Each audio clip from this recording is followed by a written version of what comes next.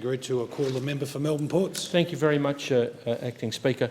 The opposition has sought, both during the government and during its term of the previous Rudd-Gillard governments, to have a bipartisan support on national security, and the members for Gellibrand, Holt and myself, there couldn't be stronger supporters of that general attitude.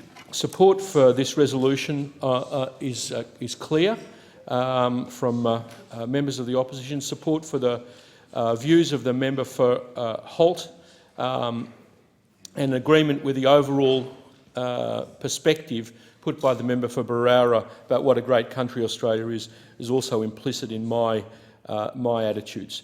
To give some context to this resolution, the opposition has worked hard to improve and ultimately support two tranches of national security legislation that the Parliament debated over the last 12 months, and more recently the metadata legislation. There were valid privacy concerns with that legislation, but under the leadership of Bill Shorten and Mark Dreyfus, the opposition took the view, which is unfashionable with some, that the legislation was important and was needed. After all, police and other agencies already routinely access metadata. The Federal Police Commissioner Andrew Colvin said that between July and September of last year, metadata was used in 92% of counter-terrorism investigations, 87% of child protection investigations and 79% of serious organised crime. So far, this access has been unaccountable and not balanced by privacy considerations, properly supervised by Parliament or monitored by the Inspector General of Intelligence Security or the Commonwealth Ombudsman. Now, because we've passed this legislation together, this is all regularised. The dimensions of this problem were very clearly outlined by the member for Braddon in his remarks. The number of people who are actually involved. I think this Parliament, with its support for expenditure by the national security agencies and with its legislation, is working together to protect the safety of Australian people, and that is clearly, as the member for Holt and the member for Barara said, the greatest responsibility of Australian parliamentarians.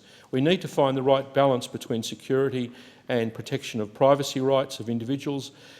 Labor insisted that the original draft of the metadata legislation be sent back to the Parliamentary Joint Committee, and I suspect that the government will agree to these proposals on dual citizenship to be sent back to that committee that's done a great job in sending back to Parliament's recommendations on these important matters. I must say, at this point, one point I would like to correct, and that is the figures on expenditure on non-defence national security by activity in billions of dollars clearly show that between the years 2005 and 2007, and when Labor was elected, that the expenditure went up and has been maintained at a very high level in constant dollars.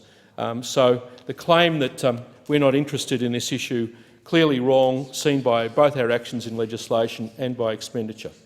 Now let me say something about Labor's fought for improved oversight at the Intelligence Committee by the Inspector General of Intelligence and Security, by the Ombudsman, and for sunset clauses. We successfully argued for the enforcement of strict standards of data security, including the requirement of stored data to be encrypted and a system of mandatory notifications of data breaches or privacy alerts. We also insisted that a public interest advocate protect journalists based on a similar system already in place in Victoria. Labor's view is that finding the right balance between security and freedom is an ongoing task. The government needs to respond to national security risks in a flexible manner, taking new measures, as the member for Braddon advocates. That's why Labor established in office the Independent National Security Monitor. Initially, the current government, through the member for Kooyong, took a rather ideological view about red tape on this. Fortunately, the kind of IPA ideological zealotry that constantly downgrades safety of Australians was not adopted by the government, and I'm thankful that they woke up, listened and reinstated this particular position. The process shows, both of legislation and expenditure, the importance of Her Majesty's loyal opposition in fighting for reforms. We are Her Majesty's loyal opposition. We are loyal to all Australians, and we can expect that in the next few weeks and months that Labor will continue its responsible attitude towards national security. I thank the member for Melbourne Ports. The question is that the motion be agreed to, and I call the member for Dobell.